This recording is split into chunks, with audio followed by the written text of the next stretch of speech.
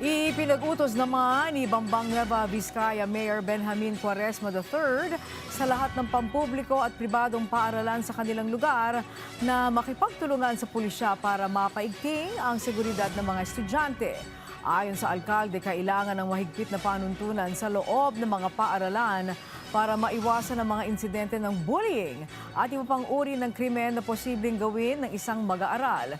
Inatasan ng alkalde ang mga prinsipal na paigtingin pa ay pinatutupad na inspeksyon sa bawat entrance ng kanilang mga paaralan. Kailangan din na masiguro ang pagkakakilanlan ng mga pumapasok at matiyak na wala silang dalang bagay na banta sa seguridad. Hinikayat din na i-report agad ang anumang kahina-hinalang galaw at mga bagay na ipinapasok sa paaralan. Naatasan din ng pulisya na agad makipagtulungan sa mga paaralan.